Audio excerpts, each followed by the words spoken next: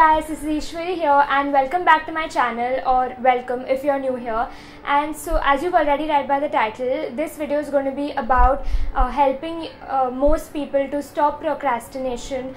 For those of you who don't know what procrastination is, it's basically the idea of delaying something, like what you're supposed to do at that point in time. So and it leads to a lot of disappointment and you feel that I'm unproductive.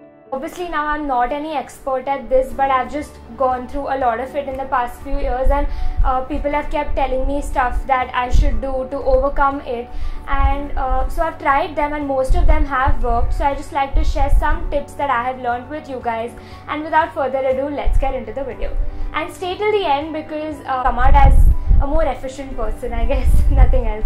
So the first tip that I'm going to give you all is when you're making your to-do list. Obviously now when you have some tasks to do, it's better that you have a to-do list in your hand. So when you're making it, you suddenly feel like you can do everything, you can conquer everything, and sometimes that can be a harm to you. Let me explain why. Obviously keeping high goals is very important and they should be enough to challenge you but not enough to disappoint you if you don't finish them. So even if you start with, say you've put out 10 tasks, and even if you complete 5 of them in the first day, that's pretty okay for a good start. But next day you promise yourself that you're going to do more than that, right? So but if you put tasks like you know you're not going to be able to finish it, suppose you sleep by 10 o'clock and you still put a task that extends till 12 o'clock, then it's of no use because you know you're not going to be able to finish it. You'll get up in the morning and then you will be like, oh my god, now I'm already lagging behind, and then this whole disappointment chain will start, which should not happen. Second thing is, obviously when you're setting the to-do list, try to write a time frame like 5 to 5:30 this that way, so that will really help you just setting goals and being more on schedule than otherwise. So set deadlines and give yourself prizes when you're completing those deadlines. Not many people can concentrate for more than 1 hour or 45 minutes, so make sure that every time you're sitting, don't extend it too much because there's only a limited time for which you can concentrate. So sit for 1 hour or 45 minutes, get up, take a walk, and then come back and sit again. So this will just help you focus and like keep your mind fresh, I guess, because otherwise it'll become all mundane reading the same thing again and again. Also switch between things so your mind doesn't get bored of it. You need to remove all your distractions. If your phone is next to you and your notifications are on, please switch them off. Now you also have to make up your mind as to when you're most productive. Some people are most productive in the night, some people are most productive in the morning. So you figure that out for yourself and then plan your schedule accordingly. Otherwise there's no point of trying to wake up when you trying to stay up till late when you're a morning person, and vice versa. It's going to get really bad and you'll be fatigued, your sleep won't be complete. So also this may seem very weird and sort of odd, but if you study alone and you feel like you're not being able to concentrate and there are constant thoughts in your head which should not be there at that point, the best option is to genuinely, like physically remove them like this. I'm going to put a clip here of me getting frustrated with not being able to put my head in what I'm doing. It seems stupid, but try it. If it's related to studies and you're stressing a lot, I'm the last person to say this because anybody who knows me knows that I have exam anxiety.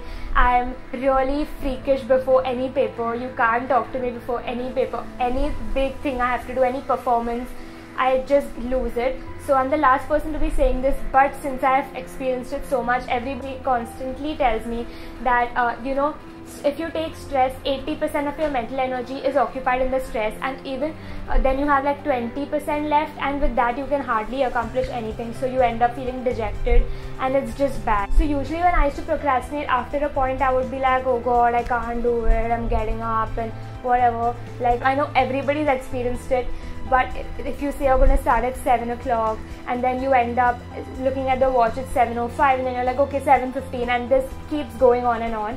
So you need to stop that somewhere.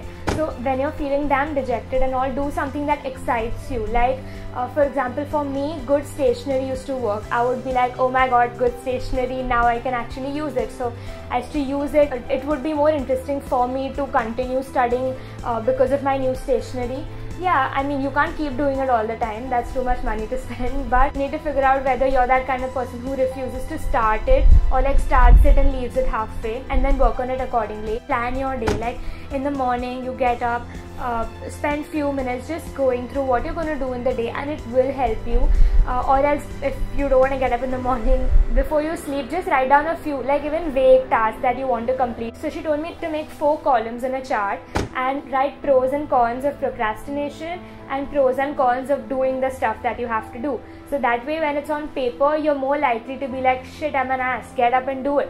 So you're like pros and cons. Pros of procrastination would be temporary happiness, which is not going to help me in the long run. Cons would be feeling disappointed afterwards. So when you're making the deadlines and knowing what to do when, tell somebody in your house or tell any of your friends what you're supposed to do, so that at least if you don't check up on yourself, they're going to tell you that, listen, you were supposed to do this, has it happened?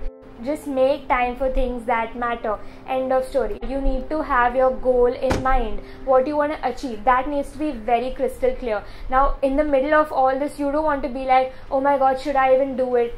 That shouldn't be a question at all. Your goal is there and you have to achieve it. I'm not much of a study together kind of a person, but for some people it definitely works. So try getting your friends studying together, make notes, or if that doesn't help, then like cross question each other. That way both of you will get like the most difficult questions to ask each other, and that will just help in making you remember some stuff that you're most likely to forget. If you have big tasks, help to complete them first and then move on to the next task, because you don't want to be like after doing the easy task be like, oh my god, so the difficult task always gets left out. You don't want that to happen. So either break that task down into smaller or just finish it when you're fresh, so that later the small task you can finish it easily. So now as soon as this video gets over, do something that you're supposed to, that you've been neglecting for a really long time. Wait till I count till, before that, subscribe to my channel and share it with all your friends who share this procrastination habit, and I'm sure everybody does it. As soon as this video ends, I want you to go and do that task that you've been neglecting forever. And yeah, at the clap, let's both begin to work, right? 1, 2, 3, go and conquer the world. Yeah, okay, see you next time. Bye.